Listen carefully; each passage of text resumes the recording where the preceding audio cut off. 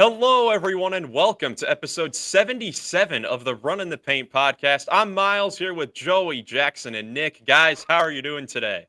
Feeling good, feeling great. What's up, everybody? And Jackson's silent again. And Okay. Goglin Shut just up, like, No bro. catchphrase. you couldn't tell if he was here if we were listening on Spotify, but he has joined us once again. He is He's still here. working on the catchphrase. Yeah, it'll be here by the Jackson. That'll be your goal by the start of the regular season to get No, my a catchphrase is making baller takes. That's all I do. That's my catchphrase. That's how you know I'm here. All right, well, we'll have to test those out today because we are yes. doing a throwback episode, I guess you could say. This is kind of like what we did for our very first episode.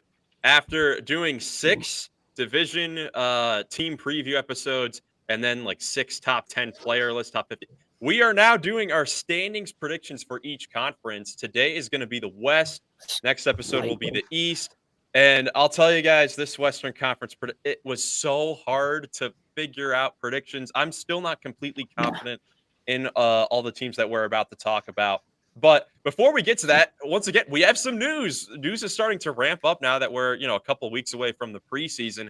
And first, we have to start with the breaking final Woj bomb that we got Wednesday morning that Adrian Wojnarowski is retiring at age 55 after 7 years at ESPN to become the general manager at his alma mater, St. Bonaventure University, to become the general manager of their men's basketball program.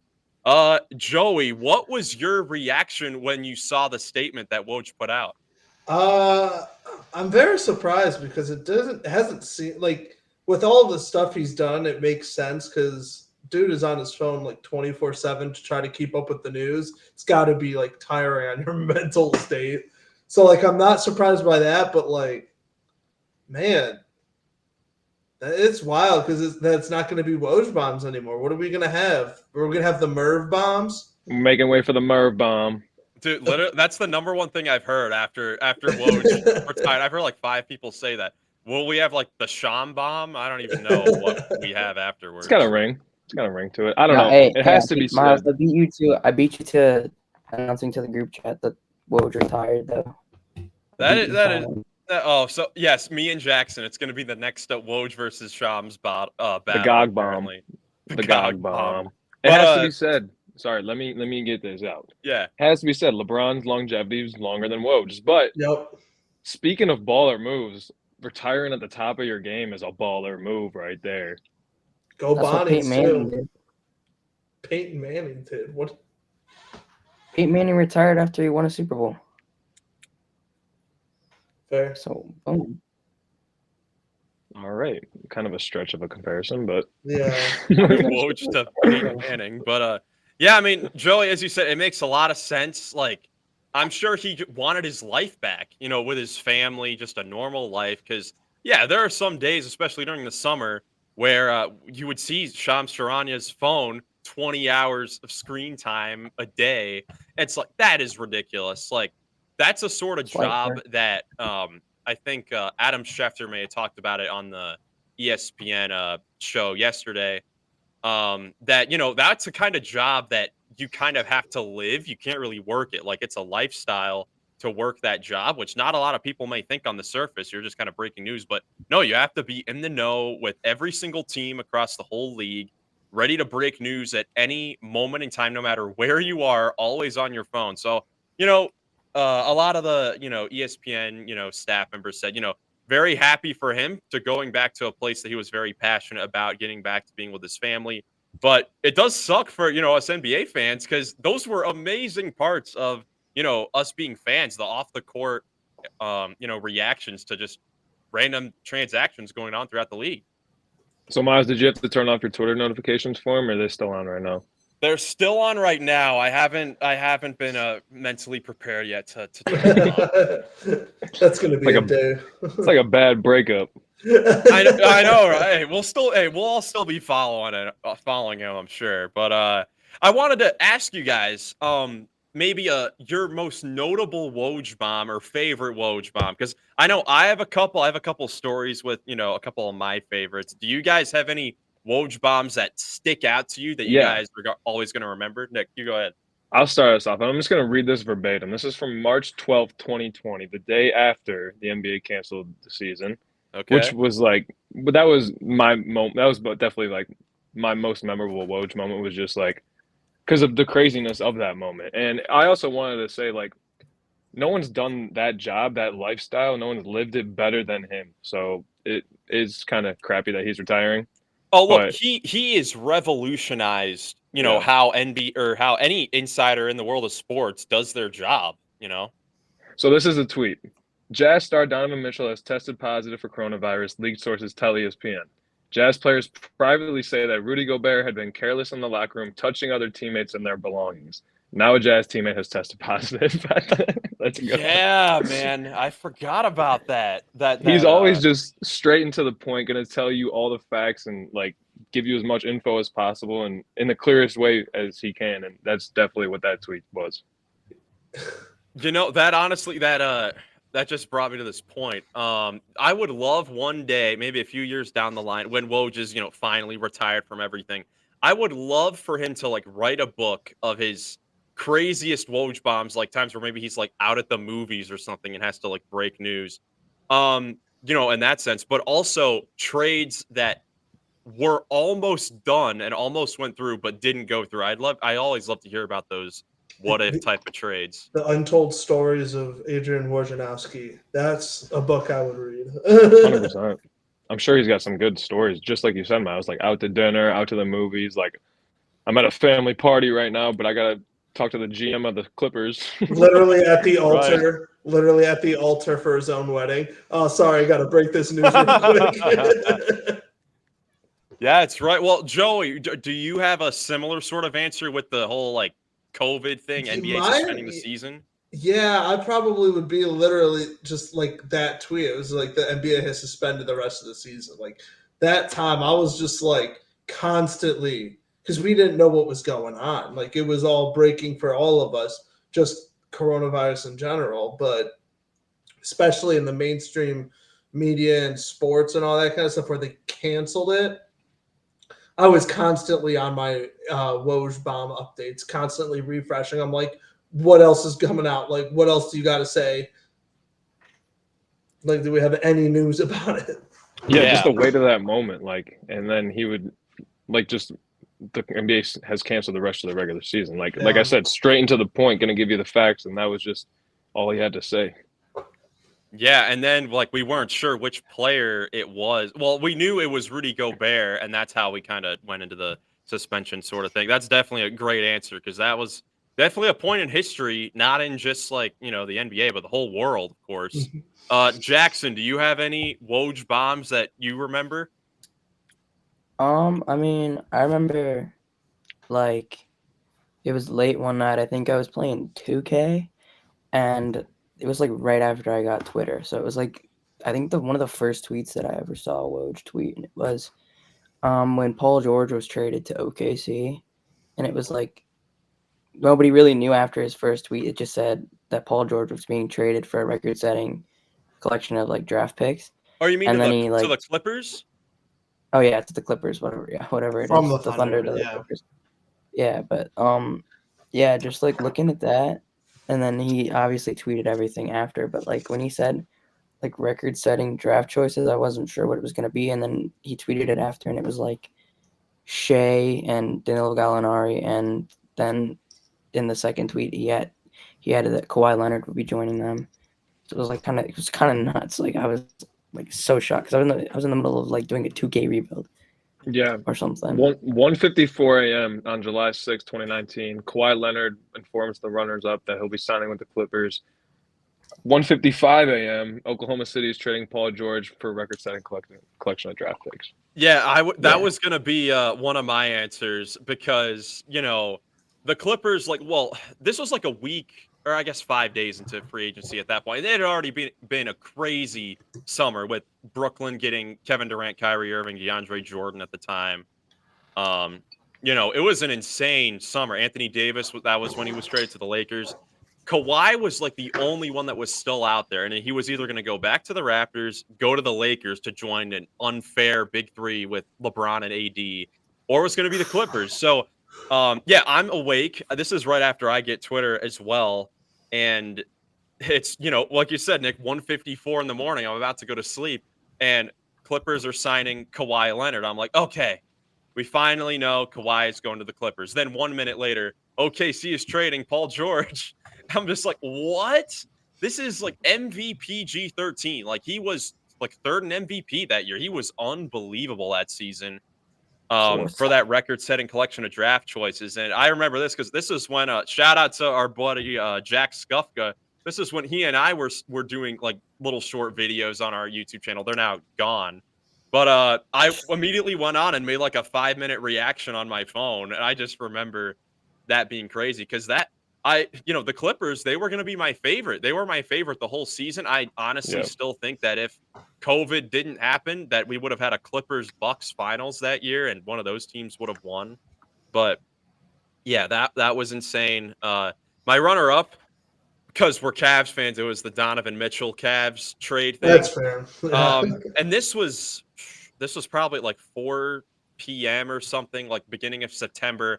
I was at marching band practice, and while we were taking a break, while we were taking a break in the middle of practice, I got the tweet, and I was like, Donovan Mitchell traded the Cavs, and we stopped like practice for like 10 minutes. I went and showed my director, and we were just like, who's getting traded? Who's involved in the trade? Because like the Paul George thing, it was Donovan Mitchell has been traded to the Cleveland Cavaliers, and we had no idea who was going back in return. So You can't yeah, practice. You can't play the clarinet after that. no way, or the trombone. Let's get shout out to all the trombonists out there. Joey and I Love it. know what that's all about. But I played yeah, trombone for like a week. a week. But yeah, man, shout out to Woj. Tremendous career for Yahoo and ESPN. There certainly won't be. Or what, Jackson? His first Woj bomb, I think, or like his first like out of left field thing that he reported on, I think, was the Timofey Mozgov Lakers signing. Oh yeah, for 4 years, 55 back in 2016. That dude, horrendous contract. How was that the first signing of free agency? Like, that just will never ever make sense. That was a And rough it's like a mega season. like that's a huge deal, especially in 2016. That's a pretty big deal. Well, 2016 Mozgov. screwed over a ton of teams because, like, That's the when Lakers, Mike Conley signed, Kyle the- Lowry signed. that was when the Lakers signed Mozgov and Luol Deng to crazy contracts. Oh my god. Chandler Parsons, Evan Turner, Kent Bazemore, the year of all those like $20 million contracts for role players. But yeah, man, congratulations to Woj on a great career. Sure, I mean, I'm sure all the other teams that have to compete with St. Bonaventure, it's going to be tough for them going up against Woj. They wouldn't be Up the tough. It'd be cool. Bonnies. Well, he's not going to be on That'd the be- court. Well, true. You've got a mastermind in the front office. He's going to know everything that's going on. Woj is gonna recruit players. He's gonna be like, if you come here, I'll Woj bomb you real quick. I'll make this a Woj bomb. You'll get tweeted on the main page. That's how that's the NIL deals. He's got the hookups. Yep. It's like, did you see the dude from the coach from Marshall that's going up against Ohio State football this week? He offered everyone a lifetime supply of biscuits from his one place. To any Ohio State player that transfers to Marshall, yeah. Oh my gosh. Dude, I'd sign up for that. life supply of biscuits. It was so Lifetime So supply funny. of biscuits. That's crazy. Well, next up, before we get to our Western Conference standings predictions, some more stuff going into next season. On Twitter, we're talking about Twitter for the first like 20 minutes of this podcast with Woj, and now this. Hello. Nice Kicks Did on you hear that? Twitter. I'm gonna show you guys. They revealed every single city jersey for the 2024-2025 season. And before I show these, over the last few seasons, they just haven't been that great. The city jerseys, they've definitely gotten worse as time has gone on. So we'll see how we think of this. First of all, Thank you, Nike. Yeah, well, first of all, how have you guys seen any of these yet? I have Yeah. no. They're You have boring. not. Okay. You have not. All right. Well, let's take a look. So this is going to be a first look for most of us. So here's the first page of 8 jerseys. So you got the Hawks, the Nets, the Hornets, the Bulls, Celtics, Cavs, Pistons, and Pacers. The Bulls ones they remind me of like the Mavericks jerseys. They used to have those type of looking jerseys. But anything I that mean, stands out to you guys with these first 8 jerseys? Indies is the Mavs from a couple of years ago. Honestly, I kinda like I only like Cleveland's. Everyone else is kind of just bleh. Brooklyn's I is like alright. the Brooklyn's is Pistons alright. is kinda nice though. Mm. My It's a top well, three The would Celtics be is like a practice jersey. the Land, Atlanta. I like that blue on white.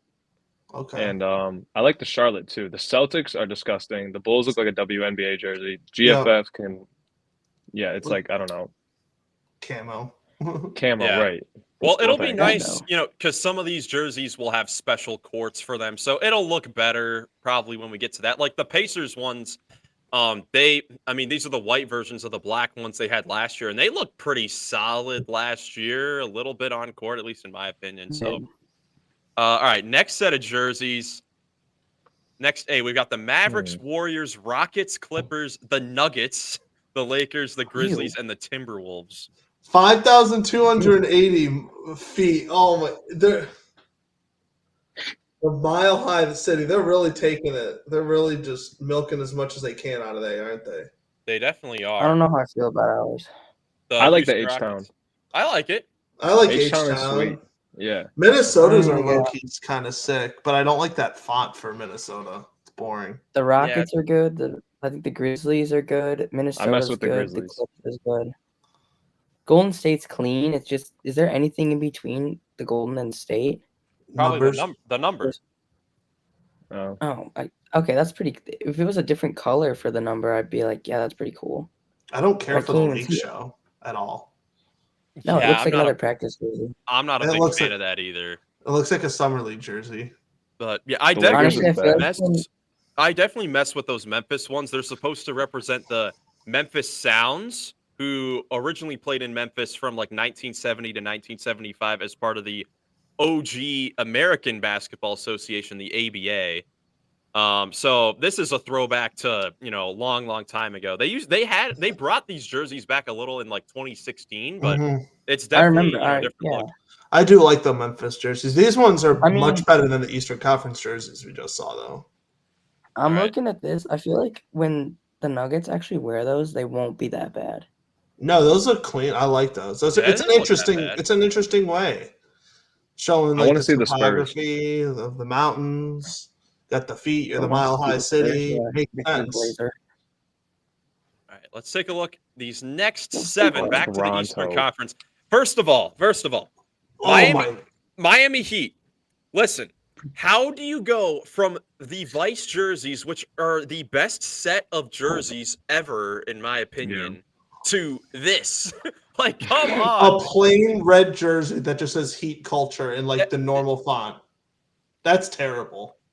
Yeah. Shout out to the New York Sixers, was though. I famous love last year. it when the Sixers go back to like the spectrum. They had the blue ones a couple of years ago. Now they have the white ones. I kind of like it. I don't like the color for the Raptors, but I love that they're bringing back the old logo. Mm-hmm. I don't like the I color like- behind it, but Yeah, the Raptors is clean. I like the Wizards one. I think that looks pretty decent.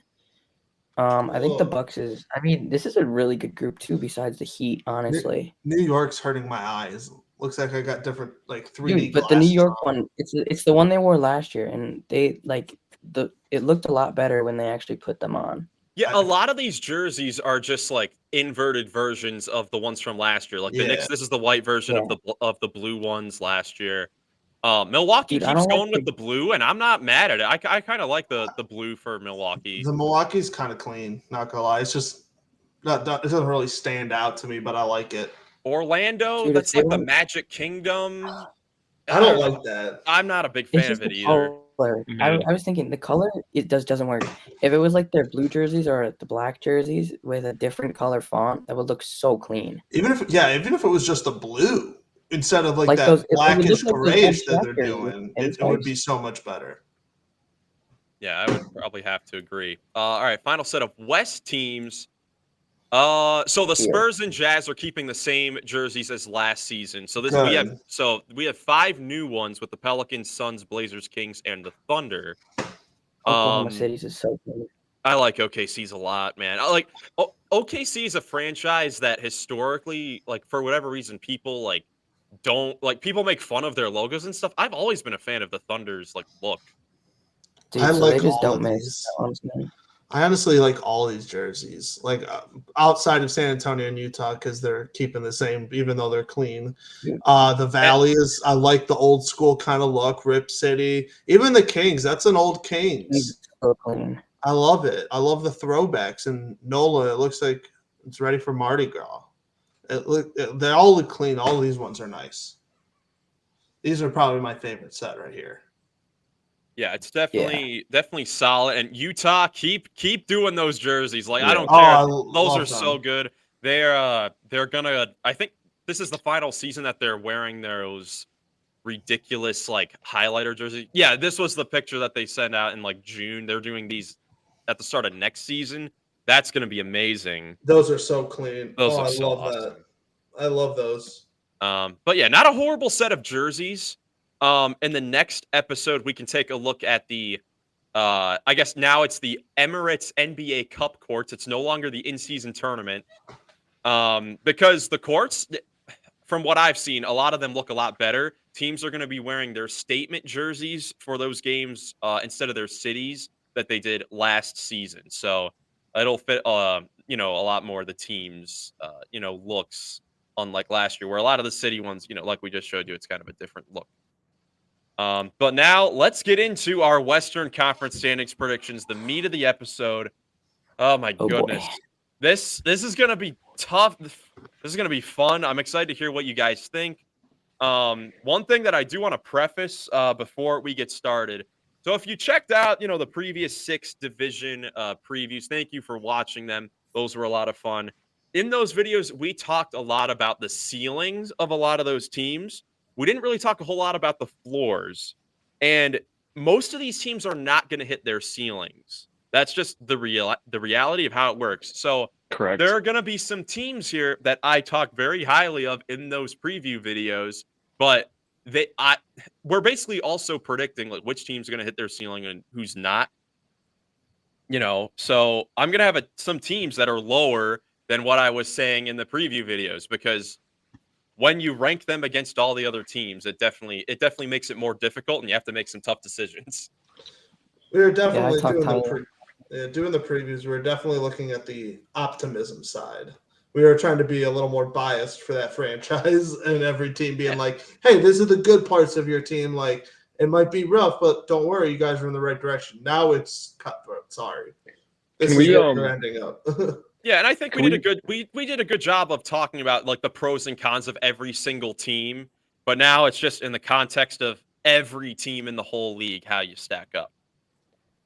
Just the same way we did the top 50 players list, can we do like a combined ranking after the episode or something? Yes, I will. I can average them all out, and we can have our combined stuff, and I'll post those on. Because yeah, that'll be the more accurate picture, I would imagine. Like none of us, like we know what we're talking about. We like studied we do this, weekly. We look at these teams pretty in depth, but like there's a lot of variability in a lot of these teams. We don't always we're not fortune tellers. So I think that combined list is really going to be a better picture. None of us are fortune tellers except Jackson Goglin. His predictions are final. Last year, yes. So it'll basically be me, Joey, and Nick, all 3 of us, and then Jackson separate. Yeah. And then if Goglin drowns a bit, then it is what it is. So no, Miles, give him his credit though from last year. No, I have to, because we're now 76 episodes later since we did this originally last year. Jackson did a very good job predicting the Minnesota Timberwolves in particular being. Did you have them as a 3 seed? Mm-hmm. The 3rd seed. You predicted them making the NBA Finals. Them and the New York Knicks. Knicks, another team that did really well in the regular season. Timberwolves made the conference finals. Knicks were 1 game from a conference final. So very, very solid. But this year is a new year. So I think we'll see how I can stand going into this season. So let's get started. We're going to go from the bottom up. So starting off with the worst team in the Western Conference, Jackson Goglin, start us off. I'm not even going to take too long on this. It's going to be the San Antonio Spurs. I think they got that one really tall guy who blocks a couple shots, does it pretty much everything you want. But outside of him, this team doesn't really move the needle for me. It's not a crazy team still. I mean, like I think give it a couple more years and this team's gonna be scary if they get one of the top 5 guys in this class. I think any 5 of those people are gonna make this team crazy, and I think Stephon Castle is gonna develop really well. I think just all the guys around Victor are gonna kind of eventually figure it out. But I think as of right now, I think they're still a 15th seed, especially with how stacked the West is. Yeah, hard to argue with that. I have them one spot higher at 14.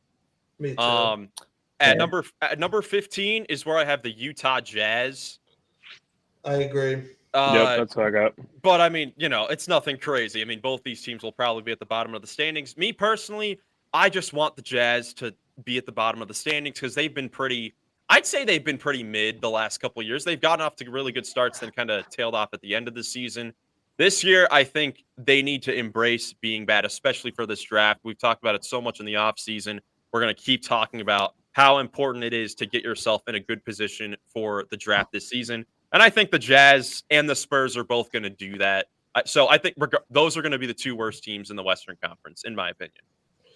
Yeah, I can't argue. So that's with that. your guys' I have it 15? exactly the same. Yeah, I went Jazz and Jazz Spurs. Jazz Okay, Spurs. so we all have Except all for right. Jackson. Wow, what a surprise. I am currently making a Google Doc so I can keep track of what each of us have. What I'd like to say is controversy. that about my rankings, I prioritize talent. So that was what I went off first. But then there's also a whole lot of things that could happen throughout the season that is you can't predict. And I just think that some of these teams at the bottom have a higher chance of having things go wrong than the ones at the top. So talent was my first ranking tier thing, whatever factor that I took into account. And then just my confidence in their stability, I guess I'd say, is the second most important factor I took into account. Fair. I think that's a good thing. We should have talked about it beforehand. So Nick, you just explained yours. Joey, how did you kind of configure your list together? Kind of just went with my gut. I went over our prediction videos a little bit, just to get a feel on what we were all talking about, and I don't know. I just kind of went with my gut here for a lot of it. Kind of what I want to see happen as well, because I'm with you. I like the Utah Jazz. They're a team that could play better than the 15th seed, but I don't want them to. They have a good team. They have a good team that if they get a top 5 pick, they're off to the races. Absolutely. So Jackson, do you have the Jazz at 14? Nope. You do not. Okay. Nope. I'm gonna make a prediction. I'm here. I'm gonna guess who you have at 14 because I think I have an idea. I told you. I think you have the Golden State Warriors at 14. Is that correct? My man can read my mind. I have do have them. Oh, Dallas does not. Dallas did not like that. That was a terrible pick. Listen. Okay. I think Steph Curry is he's 36 years old now, an injury-prone player. Steph Curry gets injured in the regular season a lot. And Nick, what are you making that face for? Look at his games played year by year. All right. Steph Curry's an injury-prone player in the regular season. I think if Steph Curry goes down for a 2-month period, I think they start to think about that, their future. They're getting that top 5 pick. So, and I think, if they're not that good, what is that? You're a clown. No, but think about it. If Steph Curry goes down, what does this team have to play for? They don't have anything to play for. And if he's out for a while, who's to say they're not just going to sit him the rest of the year or put him on a minutes restriction the rest of the year? Because then you play for that top 5 pick. And if you get that top 5 pick, he's another guy. He's another face of your franchise like Steph Curry. Because Steph Curry's old. You got to start looking for that face of the franchise replacement at this point. Because it's not going to be Kuminga. They've already shown that they don't want him to be their face of their franchise. Because they're not giving him that max contract yet. They Okay, have so pods. They have all. you want to hear about his You can go. longevity and his when he's on the court? In 15 years, he's played less than 50 games twice. And Wow, very Okay. injury prone. one season he played 5 games, and one season he played 26. So he was, definitely injured during those seasons. But other than that, he's had one season at 51, and the season before last was at 56. Every other season has been above 65, 67, 68. Yeah, but before that, they had people that they could plug in and sell games. I don't think they have that. I think now if he goes down, I think they're trying to develop people I think because they don't have that. that's a very fair prediction that the Warriors could go in this direction because I don't Thank you. me personally, I'll be very surprised if any of us have the Golden State Warriors making the play-in tournament because of how stacked the Western Conference is. Oh, Nick does. Okay. Nick. But I think That's when you until see you- when you see a my lot rankings of when you see a lot of people that make their predictions, a lot of people are going to have the Warriors out of the picture because of how loaded the Western Conference is. Because it is just tough for them. It is tough with them being so like heavily dependent on Steph Curry. We talked about in the team preview how past Steph Curry, who's their second best player right now? It's Jonathan Kuminga, but we don't even know if he's a guaranteed starter. So it's tough for the Warriors because if in this load of a Western Conference, you can't afford even 15 games lost from Steph Curry. You just can't. So if they get off to a rough start in the season, I would not be surprised if the Warriors do what Jackson alluded to and say, you know what, let's do what we did in 2020. Let's sit you for the season. Not even sit you, he was injured, but let's have you rest for the season. Let's try to get a top pick in this loaded draft class and try to get back in the, swing of things next year. We could have Kuminga develop more. Maybe he could, increase his numbers a little bit more. So personally, I know, jumping the gun a little bit, I have the Warriors at 13. I have them pretty low as well because I just think that'd be the smart way to do it for the Warriors going forward. Because regardless of if any of us have them making the postseason or not, they're not winning a championship this season. I'm counting them out to winning a championship. So that you should take I'm this counting them out to season. make the playoffs. I probably am too. So I would take this season to, obviously play Steph Curry. Obviously, you just may not be able to have the talent at the end of games. Like if you trap Steph Curry, it's not like you have a Klay Thompson anymore. You do have Buddy Hield. They did add some solid role players this offseason. I will say that, but I don't know if they have the talent to, compete with those other teams up there. I'll make my case when we get there. All right, Yeah. let's do it. So, all right, 13th seed. Joey, why don't you go ahead and give us your 13th seed? Yeah, I have the Portland Trailblazers. Okay. I like Portland. I like where they're headed, but they're still kind of a couple spots away. Like their young guys are going to have to develop. They brought in some good vets. Again, they could probably do a little better, possibly battle for a plan. I just don't see it. I need to see Scoot started coming into his own a little at the end of last year. Hopefully he doesn't ride right into a sophomore slump, and he can just get the ball rolling like he ended it. So, but I don't know. A lot of their big guys were injured last year, so we're really gonna see how they play all together this year. But I don't think it's gonna be that very good. They're still a couple years away. I also got Portland at 13. I'm intrigued by this team just the same way Miles is, I think, and I gotta throw Miles under the bus here because having Portland over Golden State is probably the worst take you've had on this pod, in my opinion. I don't know, dude. Yeah, what? Anyways, I think that their top 3 guards are really going to be impressive, and Anthony and Scoot and Shaden Sharp. I would say Shaden Sharp. But then, I mean, it's going to be like the first time playing together for a lot of these guys. Rob Williams was out all last year. Donovan Clingan is going to be on the court a lot, I would imagine.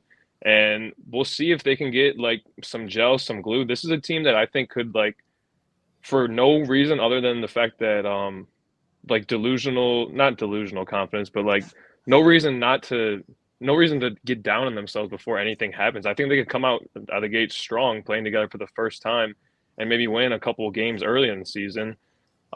Which is why I have them at 13 rather than 15. Like, in all honesty, I think they're probably the weakest team in the West, and none of us had them at 15. So Yeah, that's fair. They just got a lot of momentum, I think. I think we're all of us are pretty high on their young guys. I think we all think, or at least I do, Chauncey Billups is a solid coach. So like they're headed in like the right direction. They're going to play a little better, and there's definitely some other teams that are going to want to tank. This team, I think, is just more in development mode than just straight up tanking for more pieces. Yeah, I would agree Sure. with that as well with the Blazers. The reason that I have the Blazers over the Warriors is because I'm like I said before, I'm assuming that halfway through the season, I'm predicting that Steph Curry is not going to play a whole lot the second half of the season, and I think the Blazers will want to play their young guys more to be competitive. I think the Blazers honestly want to be more competitive than the Warriors this year because there's not really a plus to the Warriors winning games. It kind of hurts them. that's fair. That's why I got the Warriors over, and also the fact that the Blazers, they have a pretty decent starting five. Like they're pretty well rounded, and with Steph Curry, after Steph Curry, it's like I said, it's Jonathan Kuminga. I take some of the Blazers over the Jonathan Kuminga. I take some of the Blazers' best players over the Warriors' second best player. Fair. So Jackson, who is your 13th seed? I have the Jazz. Okay, Utah Jazz 13. I don't think their roster is bad enough for them to be 15th, and I think them being at 13 will still get them top 5 to 6 lottery odds. So I think they're okay if they have those top 5 to 6 lottery odds. Because honestly, I mean, you still have Larry Markin, and I think Keontae George is going to take a big step up this year. I think they're going to try and go heavy on his development because he showed a lot of good flashes of him being a bucket getter, a potential Trade Colin Sexton. Trade Yeah. Jordan they could do Clarkson. that. Yeah. Even John Collins, if they want, to a team that needs a guy who can dunk on. What you got there, Embiid. Joey? It's a sticker. A lemon? Yeah. Yeah, why you keep showing this lemon head? That's how I Ridiculous. feel about your takes right now. Go, all right. I will say, You're like, being good at this, so thank you. Utah Jazz, there's no reason to think that they couldn't do the same thing they have done the last few seasons, be competitive for, the first half of the season, then tail off. I just hope that they don't do that and they just lean into the tank. But there's definitely a world where they are the 12th seed, the 11th seed, the 13th. There are definitely worlds where they are higher. Mhm. No question about that. 12th seed, that's where I have the Blazers. Not nothing crazy. I don't think the Blazers are gonna really fight for a play-in, but I think that 32 wins is possible for this team. That's fair. I believe that. I have the Warriors here at 12. I think they're kind of in that what you were talking about before, like Kobe's last days with the Lakers, and I feel like it's like Steph with the Warriors. Like they want to get every little bit of basketball out of Steph, so they're going to try to be competitive. So I don't think they're going to be far out of the play-in. I think the 12th and 11th and 10th team and the 9th team, I would say, are all going to be very close this year. But I think the Warriors just kind of miss out. Even though they're at 12, I think they're still going to want to try to get every last bit of chance out of Steph they can. I think they're that stubborn. I agree that they should possibly look to the future because I don't want the same thing that happened to Kobe happen to Steph. I think you could turn it around much quicker if you just kind of tank for a year or two, and then for the last 2 years maybe go off. But like, I don't see that happening yet. Yeah, so my 12, I'm going to wait a second before I say it. Got to preface this here the right way. Definitely the bottom 3 teams are out. So Portland, San Antonio, Utah, we know what their fate is. Mhm. I would argue that there's a pretty set top 4 teams in the West as well. I We would can get there agree. later. And I would then agree. you've got 6 Oh, my word. teams between 6 and 12, and 2 of them can't make it. Yeah. Any way you So add it who I up, think- two of the teams are going to be out, and it's going to be real hard to predict those 6 through 12 spots. So, with that With that being being said, said, yeah, it's Houston for me. I got Houston at 12. Gaga's ready to kill you. Why? Dude, I don't mind that at all. I don't mind that whatsoever. Because Oh man, look, that's something that does have to be understood. Do we need to explain this again to you, Jackson Goglin? No, he's just making a scene. Yeah, like Oh, that's stupid. That's just stupid. You think two- they're going to be worse than they were last year in terms of standings? The West is a lot better than it was last year. yeah, I don't think that's a good way of looking at it. Like worse because of standing. I don't think that's a good way of looking at it at all. Because the West is better. Honestly, so I'm looking at it this way. I see two teams. I have two teams, actually three teams that were ahead of them last year that I have behind them that I think got worse. All Okay, right, we'll hear about this when we get to them. Well, I have one at 12, but it's okay. oh I kind of want to hear what Nick has to say about the Rockets. Yes, Yeah, I I want wanna to hear hear it. this as well.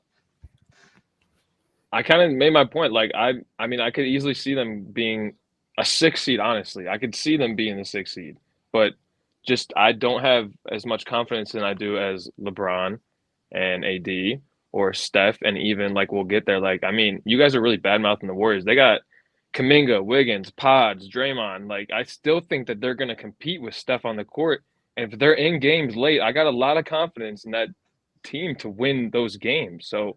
I don't think it's going to be a huge issue for them to stack up some wins the way that you guys are kind of making it out to be. And Houston is inexperienced. They're young. They have a lot of players that we've talked about at length. Like they have, like who's going to be on the court at the end of the game for them?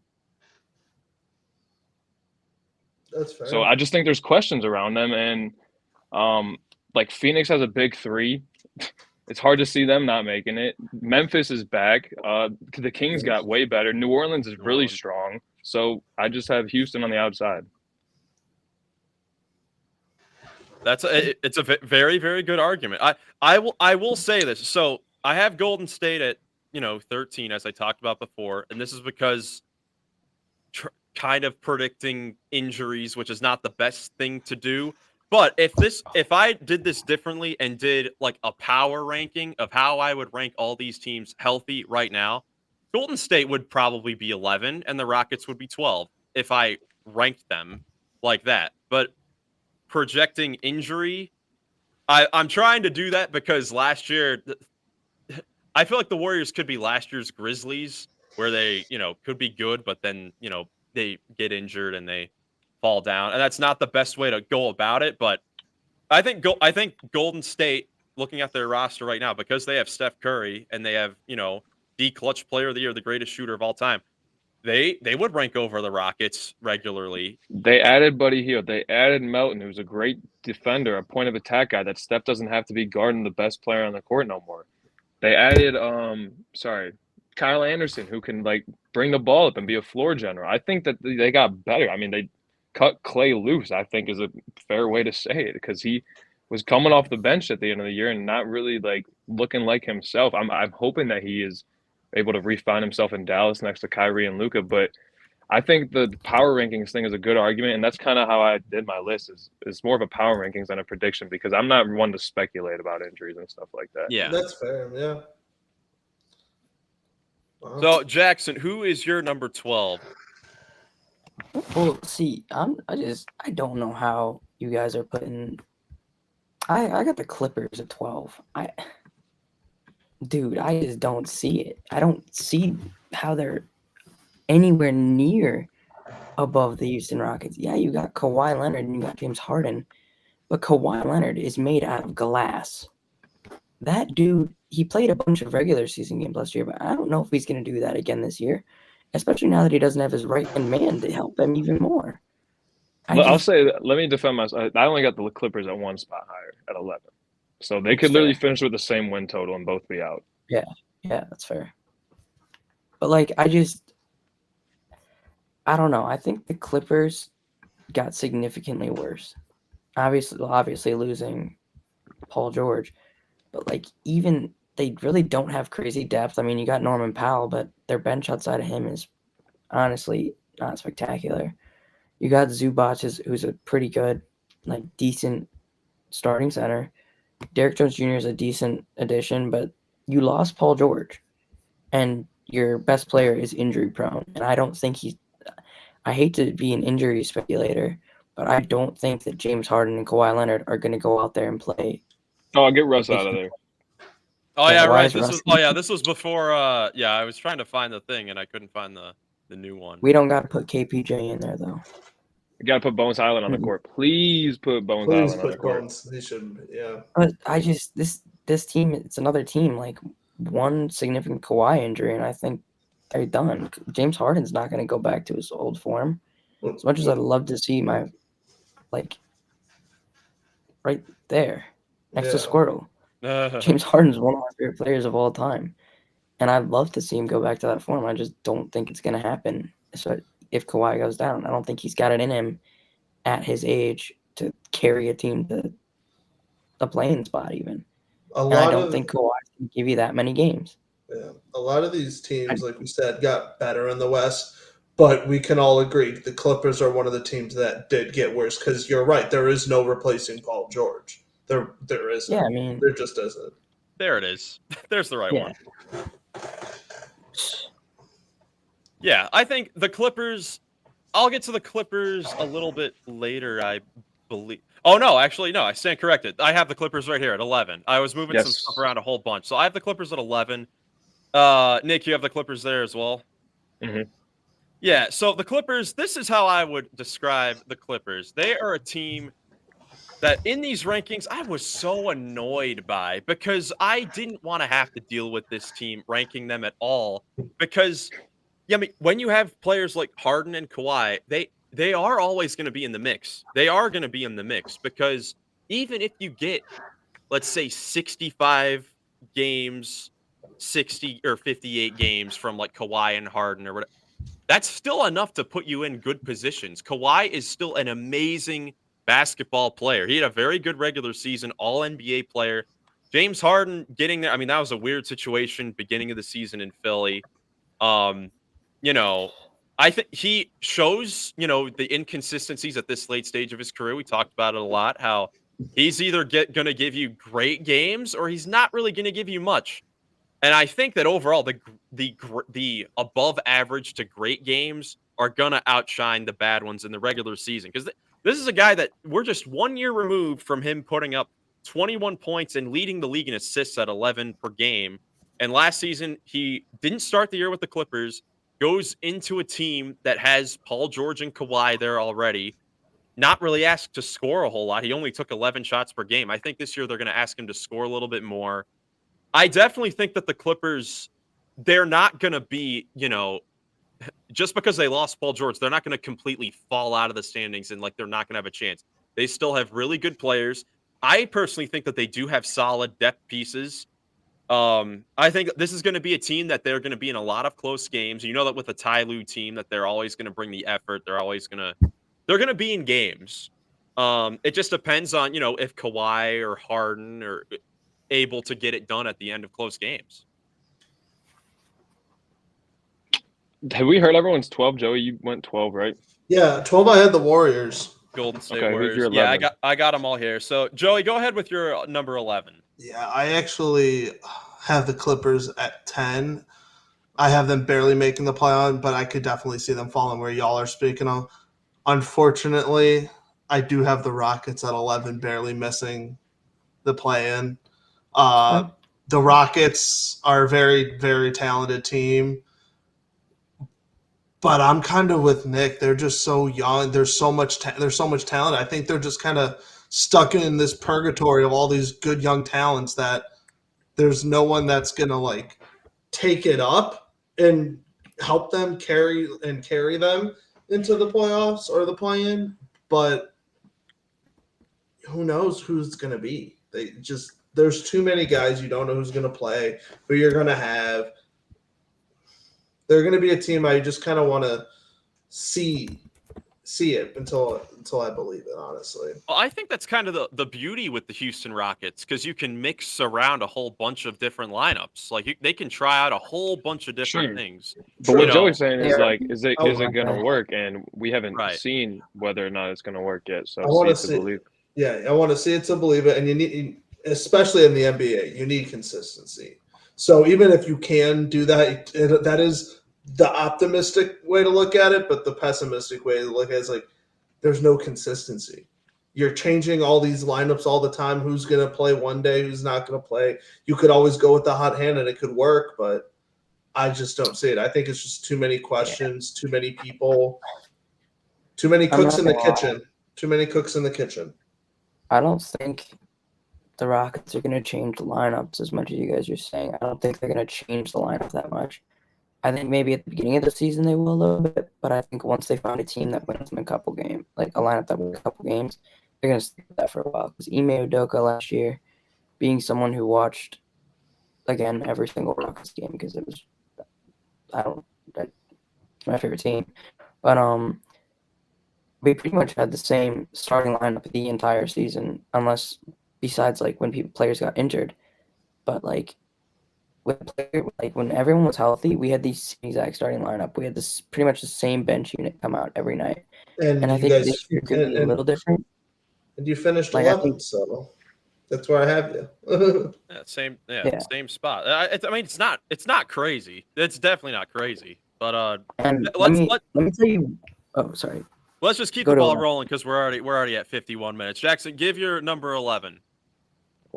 Portland. Portland at 11. All right. Hear me out. Hear me out. Getting Denny was a huge thing for them. Getting Robert Williams back is gonna be insane for them. I think DeAndre Ayton is gonna pop off this year. You got Grant, you got Simons. Those are three potential 20-point per game guys. Denny's gonna go out there and give you a good 15 points, close to 10 rebounds, and probably 6 assists a game. And you got Scoot, who I think is gonna improve. I think this team's gonna get a lot better than last year because they have kind of that guy who's going to be a playmaker for them every time down the court and in Denny. And I think this team's going to surprise a lot of people. I really like this team. I think they have a pretty decent little bench unit too.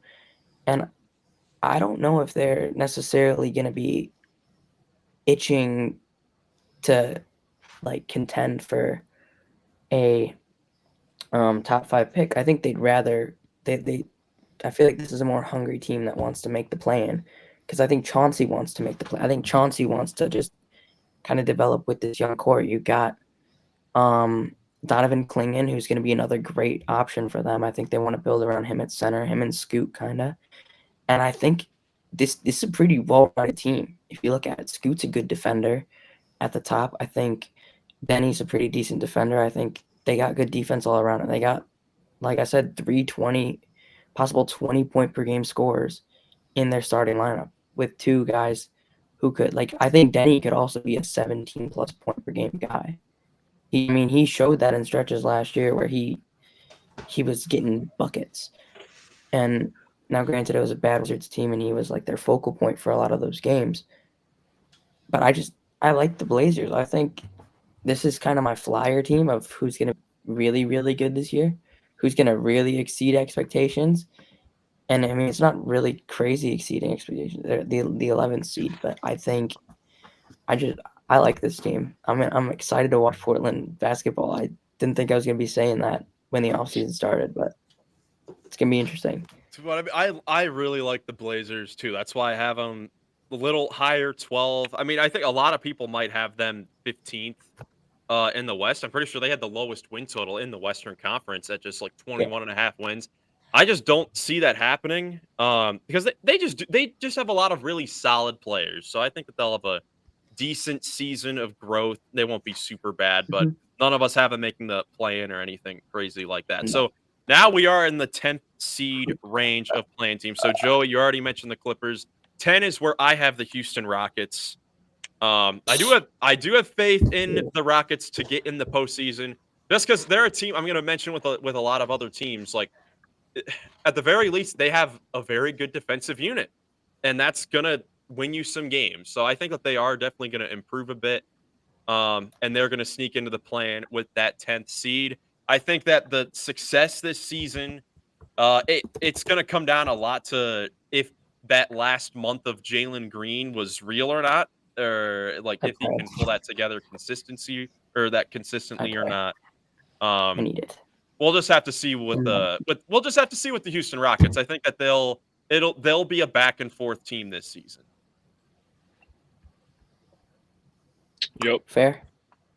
All right, Nick, what's your number 10? Phoenix. That's where I got the Suns. Oh, all right. I'm sorry. Wow. I'm sorry. What? Are you drunk? You guys have them higher, huh? Yeah. I have them way higher. So, Just say you your know, piece. Say So, yes, why are the Phoenix Suns this low?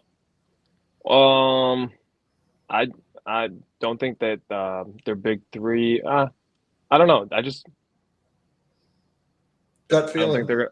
I don't think they're going to win a crazy amount of games. I don't think they're going to get really close to 50. I see them more like in the mid to low 40s.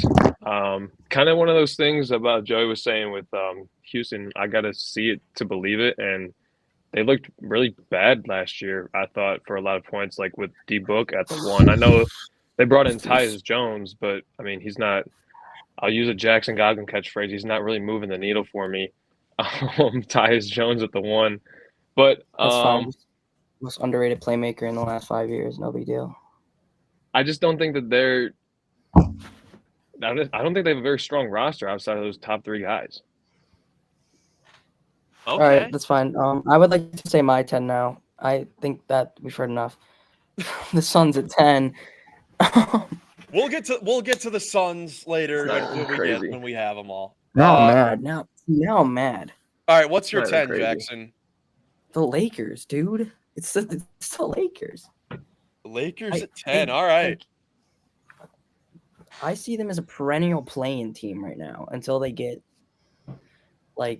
I don't know, more well-rounded. I think they got a good shooter to help with that. Their shooting struggles, but I don't think Dalton Connect in his first year is going to really change this whole team's culture. I mean, they were what, 9th last year?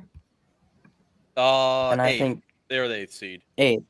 And I just think the teams around, the teams that I have ahead of them, I think got better, and they really I think JJ Redick's gonna do a decent amount for them, but I just don't think he's gonna change this team so much to the point where they move up a bunch, or even I think they're gonna move down 2 spots just because I think the teams I have ahead of them got better.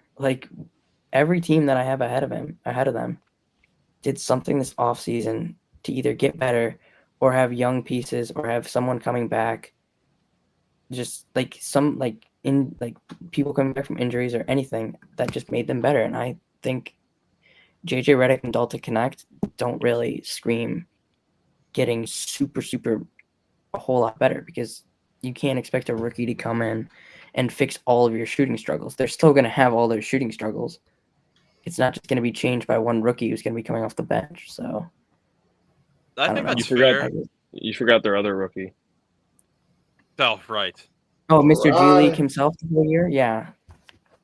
The Lakers, I've got the Lakers one spot ahead, number 9. I do too. I do as well. I don't think, I think the Lakers are still going to be a good basketball team. 9th seed in the West, it puts you at 46, 47 wins, which is crazy, because that's just how competitive it was last year. But I think that's where the Lakers are going to be. LeBron and AD, still really good basketball players. I think Anthony Davis is going to have a great season. And even if LeBron takes that little step back because he's older, I think that they'll. He's been working on that step back. He's been working on that step It's back. still Yeah, SC3, actually. Yeah, and honestly, I think LeBron, he's still going to go crazy. I don't see LeBron take a step back ever. But yeah, I just think the surrounding pieces around LeBron and AD, they're solid, and they do have the continuity. That's the one thing with, not really making many moves. They have the same roster, and this is a team that did nearly win, I think nearly won 50 games last season. They were still a good team. And when you have LeBron, AD, and guys like D'Lo, Reeves, Hachimura, who could give you 25, 30 on any random night, they're still going to be in the mix to be a good basketball team. So I'll go on record to say I have them as the 9th seed in the regular season, but they will make the playoffs as an 8th seed. Hmm. Nick, what's your number 9 seed? I swear I put the Warriors.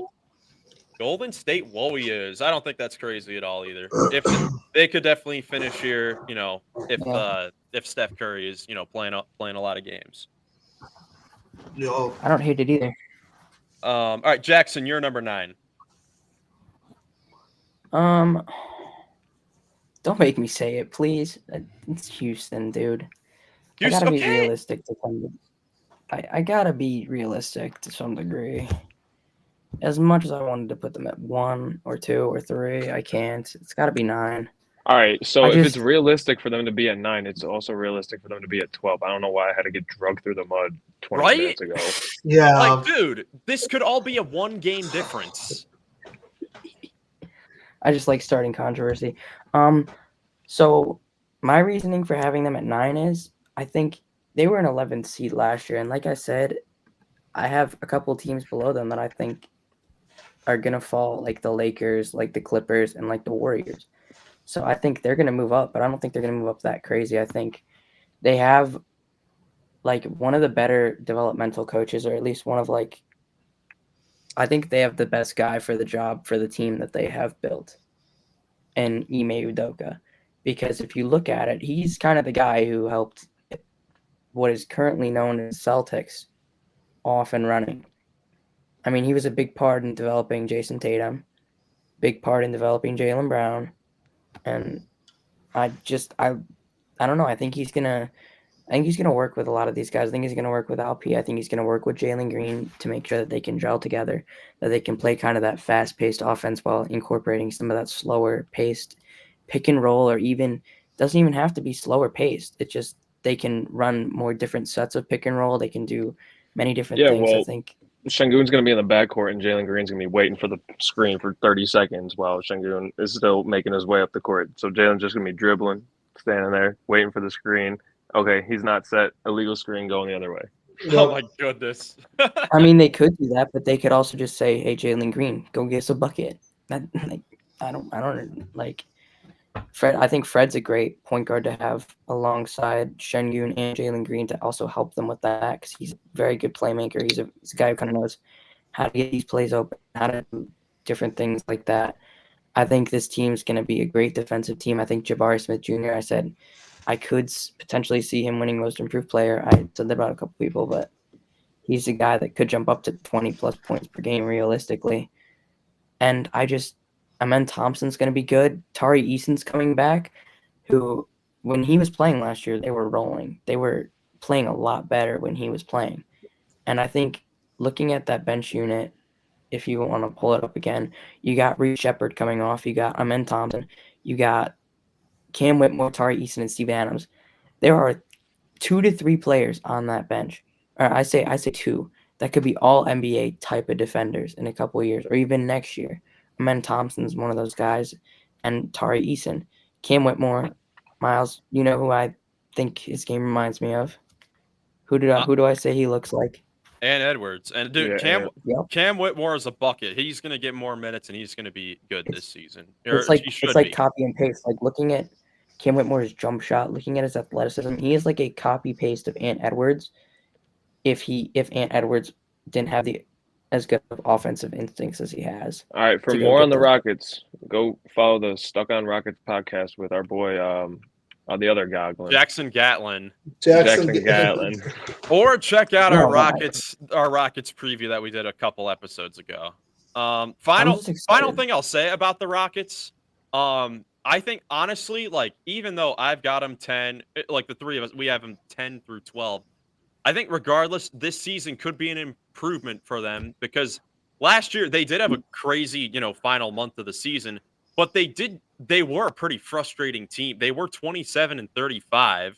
They were 8 games below 500. Then they went on, a crazy run to try to fight for the play-in. So I honestly, the question for this team, I want to fix what I said with the Jalen Green thing, because it isn't just Jalen Green. is this the 27-35 Houston Rockets or the 14-6 Rockets we saw for the final 20 games of the season? I don't I'll know. tell you what it's going to be. It's going to be the 73-9. Nope. Houston All right, Rockets. eighth seed. I will go first with the 8th seed. This is where I have the Sacramento Kings. Oh, I thought when you were saying that, I thought you were Terrible saying San take. Antonio. Terrible take. San Antonio. I already said San Antonio. Terrible take. Terrible. How is that terrible? Boo. Joey's got him in the same spot. I don't know if he's lying or what. No, I have him only one spot higher at 7. Don't worry. Oh, I that's love the where I have Kings, you know me. and- Yeah, I mean, Sacramento Kings, they'll be good. I think that I honestly think it could take a little bit for, DeRozan to get accustomed to that new offense because he's a very different player to Harrison Barnes. DeMar's going to want the ball a lot more. He's going to want more shots. I think it just could take a little bit, and they also are playing in I think we could all agree, the most loaded division in the league. So, Yeah. 8th seed. I think they'll be able to win a lot of close games because of those clutch players, but you never know because sometimes, the NBA is backwards and, maybe Fox and DeRozan just aren't hitting in the clutch this season. Sometimes the NBA is weird like that. I got them at 8. Good comms. 8th as well. All right. Joey, who's your 8th seed? I have the New Orleans Pelicans. I like that they made the move to get DeJounte Murray. I'm worried that they have no big men, and they traded him away. So that's like my biggest concern because for example, if you're going to play like the Lakers in the play-in, like I think you will, you're going to get eaten alive by Anthony Davis. So very worried about them come the playoff time, but this is still a really good squad. They're still going to win.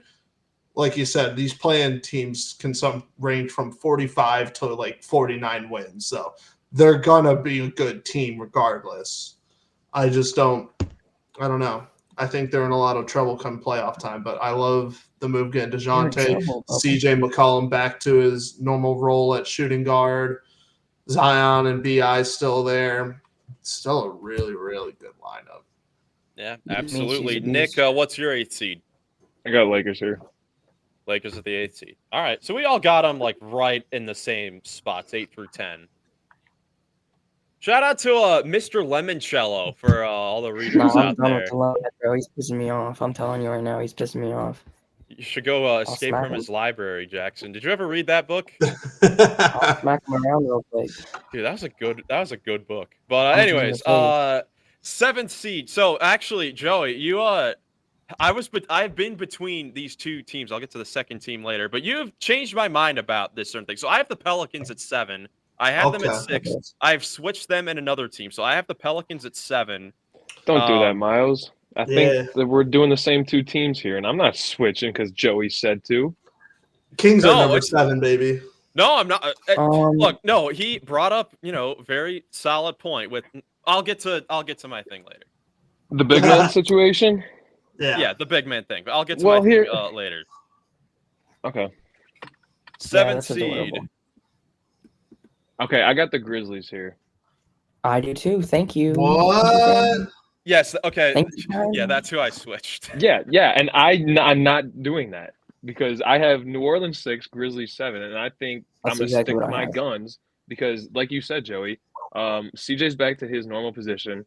They got they brought in DeJounte and then Zion and BI. That's a really good core 4, and then you're bringing Herb Jones off the bench. Who's their other? Trey Murphy is a ridiculous bench player. And they're going to find a way to bring in a big guy. If it's not working out with Zion at the 5, and I don't see it working out, they're going to find a way to fix that. Or Daniel Tice is going to, be serviceable. Oh, you all know I love Yves Missi. That dude, I'm telling you, he's going to be ready. He's going to be ready to start halfway through the year. And so I'm sticking to my guns, Memphis 7, New Orleans 6. Miles, that's what I got. I'm unhappy with you this episode. I'm very just worried about the Pelicans big man, and I don't know. The Kings, I have them at 7 because I don't know. Sabonis is the reincarnation of probably Jesus. Probably Jesus. So yeah, Nick, I'm glad we agreed. I didn't change either because I'm sticking to it. I think also I'm a little worried about Ja Morant coming off a leg injury. I mean, like kept him out for the second half of the year after he came back from his suspension. So All right. Ja Morant hasn't really played NBA basketball besides 9 games in over a year. I just want Which to take is kinda good. a little update. No one has said Phoenix yet, and we're now in the top 5. Heck yeah, we Six. are. Damn right. Heck You are yeah, we damn are. right. Top 6. You're I have damn Memphis right, higher sir. though. I have Memphis higher. I think Memphis is back, baby. So this is the reason I switched the Grizzlies and Pelicans, because this is not just a today thing. These are two teams I've been going back and forth the whole off season. I even mentioned it in the preview thing where these two teams are so close. I'm a little bit worried about the Pelicans with all those guys in the starting lineup with McCollum, Murray, Ingram, Zion. With the fact that besides Zion, they all need the ball in their hands to really work things out. We saw DeJounte as a spot-up shooter. It doesn't really work out when he's like the secondary, option to, spot up. CJ can definitely do it. He's done it with Dame before. Brandon Ingram's a question mark. There's just offensively, there's a lot of questions to me with that team, with there only being one basketball and those 4 guys that need the ball. You know who's a question mark? Zach freaking Edey, the 5-man for the Memphis Grizzlies. I still trust them on both ends of the floor more than I do the Pelicans. Because, well, first, we have seen it. I'll take Ja Morant over any of those players on the Pelicans. Oh, of course. And Yeah, not no gonna one's lie. saying that. And Miles I mean, is right. their Not players, those players have played together. Like Desmond Bane, Jaren Jackson Jr., Marcus Smart is a fantastic plug and play player. I think the Grizzlies are more of a sure thing than the Pelicans are. I'm just a little worried that the Pelicans thing won't work. But I I mean, don't think I've said the Pelicans are one of the most talented teams at every position in the league. They've got such a deep bench. They've got great players in the starting lineup. It's just, will that all work out together? And I think I trust the Grizzlies more because when, these guys have been healthy, they've been really good in the regular season. I question their center play as well. But the only thing I worry about is the rebounding. I don't question them offensively. I don't question them defensively. The Pelicans, sometimes they can have some stretches where they aren't the best on either end of the floor. So that's why I got the Grizzlies better. Okay, fair. I'm interested to see how Edey plays in pick and roll because I'm curious to see if he's going to be able to keep up with guards, or if they're gonna have him drop every time and give up easy shots. I'm not He'll sure. be on the drop. Probably the drop, or he could get up, and if they blow past him, Jaren's there to protect the basket. Yeah, thank God they have Jaren Jackson, who's a Defensive Player of the Year winner. The same thing with Zach Edey as they did Steven Adams on the defensive side of the ball, those 2 years. Steven Adams And is who better. knows? He plays for the team. Zach, Next. right. You Next. have to, okay. Next. Zach Edey, there are a lot of questions about Zach Edey, but I mean, he is the favorite for Rookie of the Year. So I probably have him winning. Maybe he's the Rookie of the Year this season, and if he's the Rookie of the Maybe Year, Alex Grizzlies will be very good if he's the Rookie of the Year. I actually have the Suns at 6, by the way, if we want to continue. Yeah, I have the Suns at 6. I think them getting an actual point guard is huge. I think that'll fix a lot of issues, personally. And I think they're going to be clicking. So I think they for sure make the playoffs. Don't know how far they go. This isn't a playoff prediction. It's a regular season prediction. So we can talk about that another day. But for right now, Suns in the playoffs. Yeah, I got the Suns at 5. Grizzlies at 5. I have them high. Oh boy, Grizzlies are back, baby. Grizzlies are back, baby. I agree. But no, the Suns, they had a very good offseason with limited resources. They got role players to fit what they needed. They have point guard play. They have 2 of the best backup point guards in the league from over the last few seasons. They have Mason Plumlee now. They have a backup center who's serviceable. They just have a good team. Mike Budenholzer knows he knows what he's doing on the offensive side of the ball. Defensively, they have some questions, but I just believe in the Suns. I mean, even last year, like you said, it was pretty bad at most stretches, and they won 49 games. They were nearly a team. I don't see how they could be worse games. Hey, man. So, are we on 5? fifth seed? Good, because my fifth seed is the defending Western Conference champions, the Dallas Mavericks. All right. I think in the regular season, I don't know, this team, I think they used all their magic points last year. I don't think they're going to repeat going to the NBA Finals, and I don't think we should use them going to the NBA Finals as an overreaction for their regular season, because in the regular season, they weren't a stellar team. Besides Luka Doncic, they're a one-man show. And I mean, you got Kyrie Irving, but even he Let's didn't not have disrespect Kyrie Irving, man. I'm saying, let me finish. Okay. He had a down regular season last year. In terms of like just because I mean, coming from Brooklyn where he was averaging 27 points a game, he didn't look like usual Kyrie, and he missed some games. So I don't know. I think they're gonna be a fifth seed. I don't know. Joey was talking about it's gut. I think going off my gut, they're gonna be a fifth seed. Thank you. Kyrie Irving, man. All right. Nick, what's your fifth seed? Someone's looking this up so they can prove me wrong now. Sacramento. Yes! Sacramento 5 seed. Let's All go! right. Y'all know I hate the No. Kings. Y'all know I love the Grizzlies, but Not anymore. I think Sacramento's going to have a really good year. I'm not one to believe in Miles Irvin quote from last episode was good offense always beats good defense. I don't think that's the case. However, I do think that good offense is going to win you a lot of games, and I think that they have arguably one of the best, if not the best, offenses in the league. And they got a lot. Like they added another really great offensive player in DeMar DeRozan. The question marks are definitely going to be on the defensive end.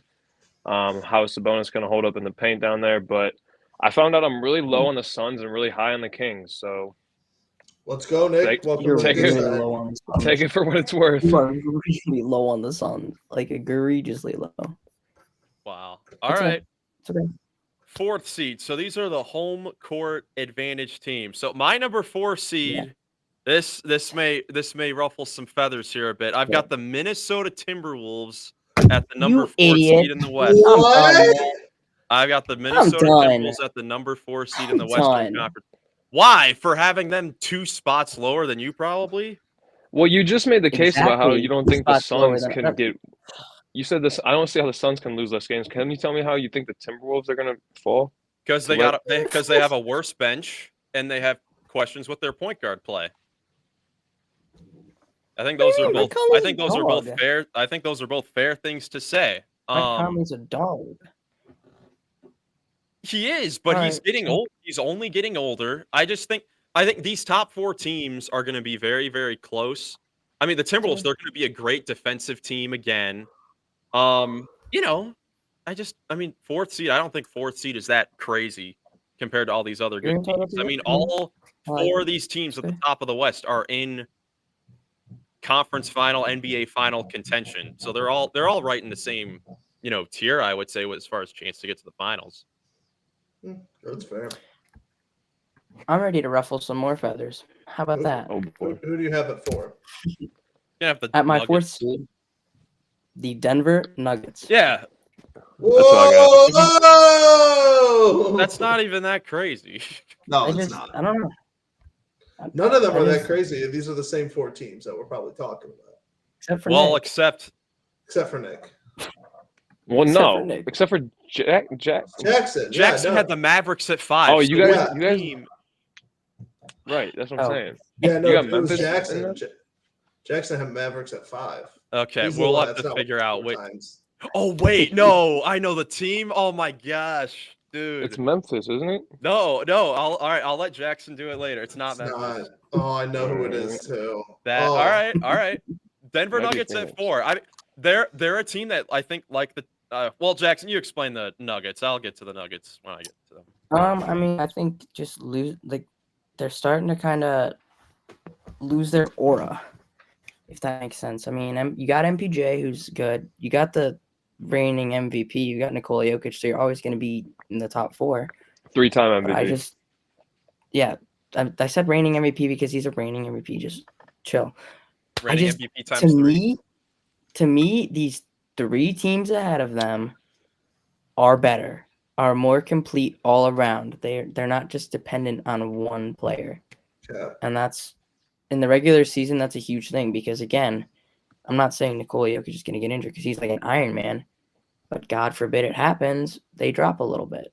And I think, say a team like OKC, say Shea drops, I think they have pieces they could put in to still win some games. And I think it's the same for my other top 3 teams, That's fair. who shall be named later. That's fair. I have the Nuggets at 3, so I only have them one spot higher. But I actually have the Mavericks at 4.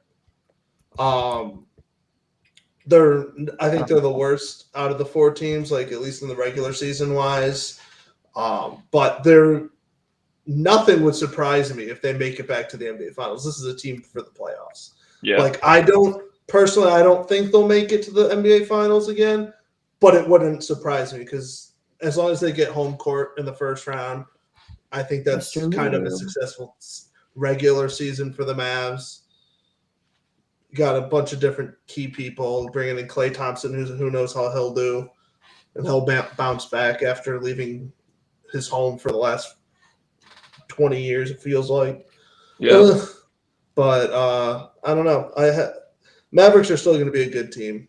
Nuggets will still be a good team, but I also think they are a game or 2. I don't think it's going to be like last year where they were right there tied with the last team, and it was just like tiebreakers that kind of ended it all. I think it's going to be Nuggets are going to be like a game or 2 behind the other 2 teams, especially people are starting to figure out Denver. I'm kind of with Goglin on that one a little bit. Thank you, brother. Yeah, I had Denver 4, Dallas 3. I think Denver's I'm with Jackson. They're losing their aura a little bit. And then I think really what this came down to for me was I think Luka's going to have an MVP year. Heck and yeah, man. Just be better than Jokic. I've got Dallas at the 3 seed as well. I think Luka, there has to be a year where he does win MVP. I feel it would be criminal at the end of his career. We see all these ridiculous statistical seasons, like 30-plus point triple doubles, and no MVPs. I feel like there has to be at least one sprinkled in there. I think this could be the year because this is a Mavericks team that to me is very good. Last year they finished the season 20-7 after making those moves, and they were great in the playoffs as well. Why couldn't they still be that good? I don't see any. Jackson, you were talking about magic. I don't think it was magic. I think they were that good. I mean, it was Gafford, Lively, and those 2 really made a huge difference. And then Derek Jones and I'm blanking on the other guy. PJ Washington, yeah. Talk about Alfreds. They got 4 role guys right there who you really feel comfortable with in your lineup. And then, Kyrie and Luka, you can't really stop them. Yeah, you switch up just Derek Jones with Klay Thompson, and now you get a shooter instead of a freak of nature athletic-wise. Yeah, and I think they've got questions, defensively, perimeter-wise.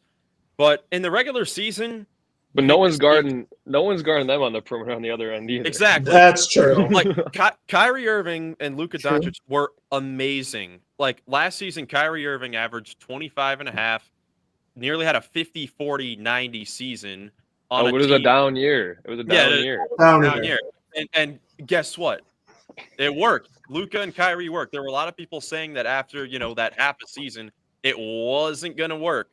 And it worked. They made the NBA Finals, and it's crazy looking on it now. We were saying things like, is this the best duo, that we've seen, or as far as guard or best backcourt we have ever seen, because that's just how special they are on the offensive end. And now they've got shooters, they've got defenders. They have addressed a lot of their problems from last season in the playoffs. I see them having a really good regular season. But there's definitely a world where they are, lower. And I think it's a world where they could be higher as well, Goglin, who do you have at 3? What's that one state Joe Biden mentioned that one time? Oh, it's Minnesota. Minnesota. Listen. Wow, you hate the Minnesota Timberwolves this year, don't you? Me? No, I love them. No, gosh, Why are no. they I 3? like. That's a little low. Dude, you were I'm complaining super about me high. having them one spot lower. Dude, I'm just looking at these two teams ahead of them, and I'm excited for these other two teams as well. And yeah, I think we kind of already saw them last year, and I think Ant's gonna get better, and I think they're gonna win maybe one or two more games. But I think they're gonna be a 3 seed again. I don't see a problem with that. I think they're gonna kind of plateau there for right now until next year when Anthony Edwards just becomes a god. But I think this year, I think he's gonna be an MVP candidate. I think he's gonna be up there with those other guys. But I see them being a 3 seed. I don't know. It's just another gut feeling. I don't know. And it's a gut feeling because they're one of my favorite teams. Like Yeah. probably my second or third favorite team. And I don't know.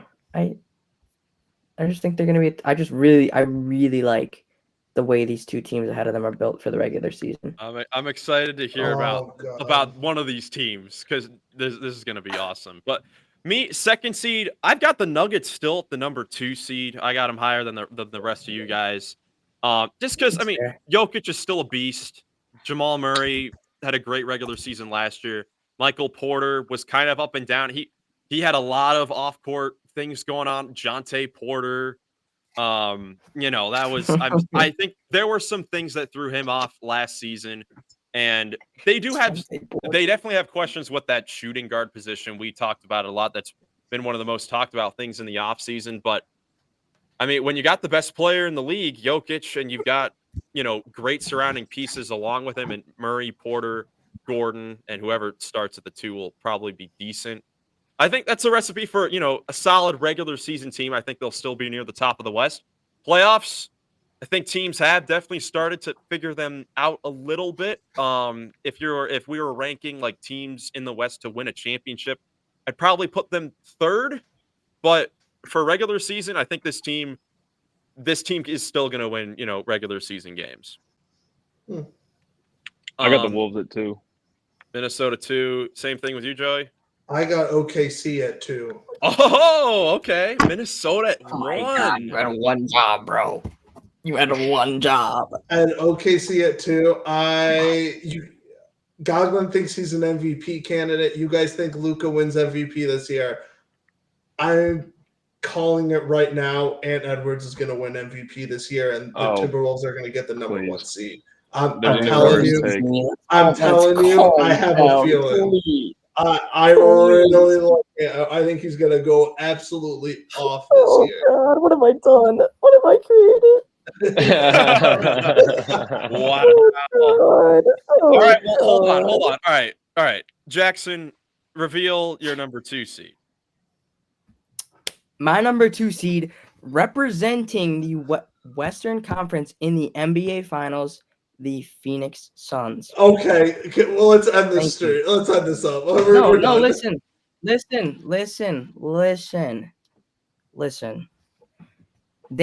I think the moves at point guard that they made are going to swing this team so much. Because then you leave it to where Devin Booker, if you need him to, can get you buckets while also shooting, like being a catch and shoot player, which we saw him do in the Olympics. And I think that's going to be a big thing for him. I also think that they're going to struggle a little bit to begin the season. And I think they're going to move Bradley Beal to the bench, which I think is going to be perfect for them. I think it's going to unlock this team's full potential. Because I think when they do that, Bradley Beal is going to come off the bench and average at least 18 points a game.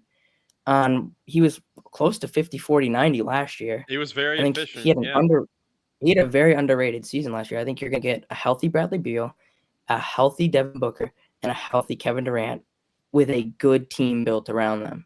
You can't tell me that's not scary. I don't see a good team built around those 3 guys. Like, why though? How? They have no one to defend the paint. Kevin Durant is a twig at your power forward, and Nurkic is, I guess, okay, serviceable, but Kevin he's Durant's not. still a plus defender. That is Kevin Durant's still a disrespecting plus. Kevin Durant defensively. Uh, I would say Sorry, because that's crazy. he's getting dunked on by Ant Edwards every time. Thank you. So does everybody else. oh my gosh, right? Thank you. Are you kidding me? Like- I'm not trying to I'm very confident in the Suns' ability. I think No. KD and Booker playing in the Olympics together is also going to play a huge role for them. I think Kevin Durant is hungry to win another championship, kind of like not jumping to a super team at the time. Like the Suns really weren't a super team at the time. They added Bradley Beal, which kind of helped kind of mold this team. But once Bradley Beal, like even if Bradley Beal's not coming off the bench, I think a healthy Bradley Beal on this team is going to make a big difference because I think he's going to provide a lot of scoring. And I think eventually, like I said, I think if he comes off the bench, I think the sky's the limit for this team in the playoffs, in the regular season. You know how many Because- playoff games they've won together? Okay. 0. They've lost 0-4 That doesn't to matter. Minnesota. Okay, Because- if that's because- what right. you're gonna say, we're Damn it. expecting the same energy with the Milwaukee Bucks in the next episode. Because Giannis was out. so what? So what? Okay. They still haven't won a Okay. game together. Dame is one. Yeah. Well, you And they can't were win going- together if Shut you're not your on the trap. court together. Shut it. Those Hey, two were on the hey, court and shut it. lost 4-0. Dude, and also the Phoenix Suns, they were still they were an above average defensive team last season as well with the same front court. It's not like they were bad. Their problems were offensively both in the regular season and in the playoffs. Above think- average is a stretch. They were 13th in Which is- defensive rating. That's And above average. It's slightly above Stop average. talking. Please, bro. That's above You want to talk about average. defense? You want to talk about defense? Another big piece that I think is underrated on this team is Josh Okogie coming back.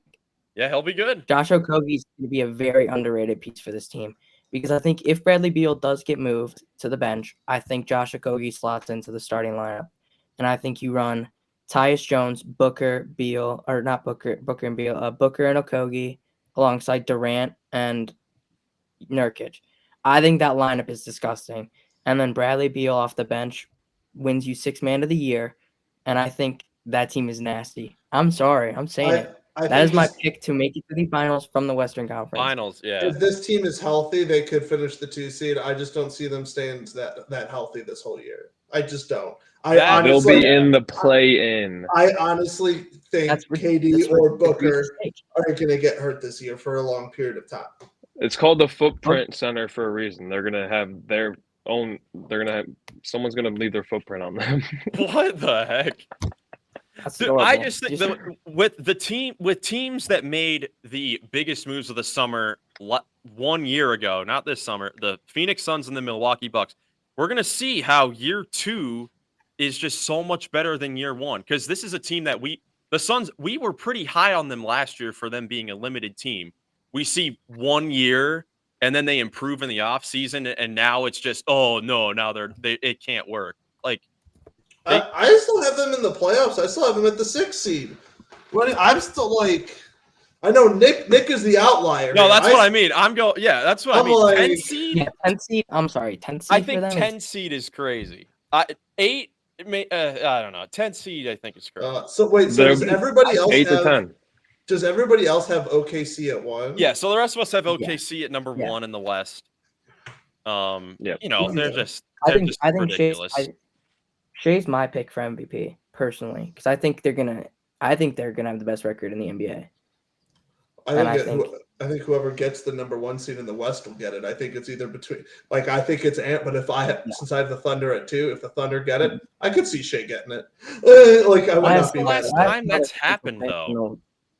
I have some potential picks in the East for that too. Don't worry. The way Yeah. Jackson's talking, he thinks Kevin Durant's gonna win it. Yeah, right. Low key dark horse, him and Devin Booker. Low key dark horses to win it for sure. Yeah. If the Suns are that good. Yeah, MVP. I mean, we'll have award stuff coming up, but MVP has definitely become an interesting award over the last few seasons because we have not seen the best player on the best team win that award in like 4 years. So Sure. All right, it's weird how it's kind of changed, but Kevin I will Durant has say- played more than 55 games one time in the last 6 seasons, and it was last year. Cool. that's also accounting into 2 shortened seasons. Okay, that's fair. Well, the year before that, he was out the whole year with an Achilles. Yeah, with the Yeah, I'm Achilles sorry, injury. KD. If I were to pick anyone from the Suns to be an MVP or an MVP candidate, it's going to be Devin Booker. I would agree. I with think that. Devin Booker is I the agree. best player on that team, I agree. and I think I he's would not gonna agree show with it. that. I still think KD is a better basketball player, but I think KD's Devin a better Booker is. all-around player, but I think Devin Booker is going to be the leader of this team. I think he's going to be the one scoring the most. I think he's going to be a good primary or secondary playmaker for them, averaging probably 6 to 7 assists. And I think he's going to be shooting. I could honestly see him as a potential 50-40, close to 90 guy. I don't know. I'm confident in the Suns. I think the Suns are going to shock everyone. And I think they're going to win the Western Conference. I think the Suns will be good. I mean, I have them 5th. But I think in the playoffs they're gonna do great in the playoffs. But I mean, so much stuff can happen. There's a reason why there's so much variability and discussions about all these teams because it's so tough to predict. Let us know in the comments what you guys think about these placements in the standings. You guys have anything else before we get out of here? Yeah, I'm glad I'll that make a bet Jackson. right now. I'm glad that he outranked the Suns super high because I had him super low, so they'll even each other, cancel each other out. Shout out. I'll make to a bet with you right now. Do you want to make a bet? Making a bet. What's the bet? What's the bet? You're not 21. You're not allowed to do bets. You're not allowed Shut to up. bet. If they finish in the play-in, let's go. Yeah. No. If they finish with the 10th seed, I'm not betting the whole play-in because So one go Kevin Durant injury. 9 or 10. 9 or 10. Because you're 9 or saying 10. 2 seed is enough of a leeway that you should if it's like 2 through 5 or 2 through 6, Jackson wins. If it's 7 through 10, Nick wins. Yeah. That's enough leeway. This is an 8-spot difference. Jackson, you shouldn't give like a 7-place lead. That's just ridiculous. True. I'll give you. All right. Yeah. 1 through 5, I win. Bet. 6 through 10. Actually, I'll say yeah. No. 7 through 10. The I'll play. say 1 through 5. No, 6. Oh, are you drunk? man.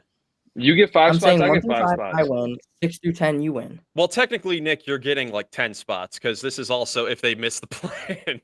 No, miss Imagine the if that playoffs. happened. Miss the playoffs. Nobody wins. Miss the playoffs. I'll cry. All right, we'll talk about this off air. We'll have the full details in the next episode. If you guys enjoyed the video, make sure you leave a like, subscribe for more NBA content. Oh, Joey, you got to give your shout out. Shout out to the Guardians, the Cleveland Guardians, for clinching the postseason. They're only a couple games away from officially winning the division, but they're going to the postseason. We will have October baseball at the corner of Carnegie and Ontario. Also, did you see the game that Shohei Ohtani had today? Can we? No. 6 for 6, 3 home runs, 2 stolen bases. Yeah. That's nuts. 50, 2 doubles and a single. 50-50 season. Dude. Yeah. Yes, It's sir. ridiculous. Shout out to the Guardians. Maybe one day you guys will have a Runnin the MVP Bases for you, blood. podcast. Running the bases. That's a good one. I like that. That'd be a fun one. But yeah, thank you guys so much for watching. Make sure you stay tuned for our Eastern Conference standing predictions. That should be just as fun as the Western Conference. But thanks again for watching. We'll catch you in the next one. Peace. Peace.